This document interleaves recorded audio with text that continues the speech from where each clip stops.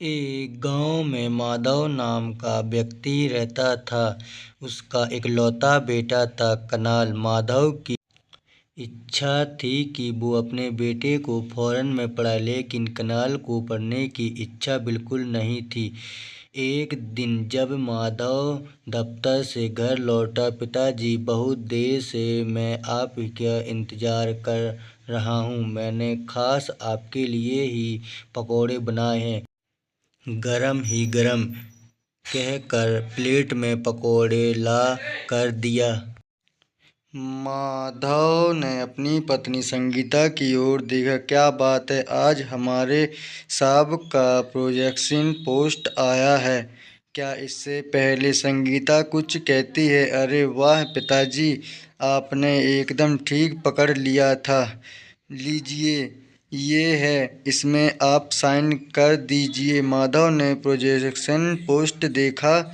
जब तुमने प्यार से पकौड़े खिलाए तभी मैं जान गया था बेटा कि ज़रूर ऐसा कुछ होगा। ये कैसे मार्क्स लाए हो बेटा? एक सब्जेक्ट में भी तुमने 40 से ज़्यादा मार्क्स किया है। नहीं, ये कहकर कनाल के कान खींचे। मेरे दोस्त हरिदास के बेटे चिंटू को देखो, वो हर सब्जेक्ट में 80 से ज़्यादा मार्क्स लाया है। अगर किसी को तुम्हारे मार्क्स के बारे में पता चला तो मेरी इज्जत तो जाती है, कहाँ रहेगी? ना, ये बात नहीं है कि तुम होशियार नहीं हो, लेकिन पढ़ाई में जान नहीं देते हो। तुम अपनी माँ को रसोई में जाने नहीं देते और खुद अजीब अजीब पकवान बनाते रहते हो। अगर सबको तुम्हारे बारे में पता चल गया तो मेरी तो बेइज्जती हो जाएगी।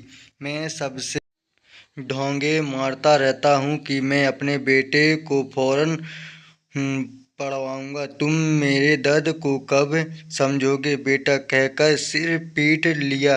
कई साल बीत गए। कुणाल बड़ा हो गया। उससे पास मार्क्स लेकर डिग्री की पढ़ाई पूरी की। माधव अपने दोस्त ईश्वर से, यार तू तो मेरे बेटे कुणाल के बारे में जानता ही है ना यार, वो यही रहा तो वो मेरी बात बिल्कुल नहीं सुनेगा। मैं उसे किसी तरह फौरन में पढ़ा कर उसे बड़ी नौकरी करते हुए देखना चाहता हूँ। उसने जो मार्क्स प्राप्त किए हैं उसे अमेरिका और ऑस्ट्रेलिया में सीट नहीं मिल रही है। इसे किसी तरह नेपाल भेजने का बंदोबस्त करो। मैं कम से कम सबसे ये तो कहूँगा कि मेरा बेटा फौरन में है। ईश्वर ने कुणाल को नेपाल भेजने का प्रबंध किया। पिताजी की जबरदस्ती से कुणाल नेपाल गया। 2 साल बाद कुणाल घर लौटा। माधव और संगीता बहुत खुश हुए।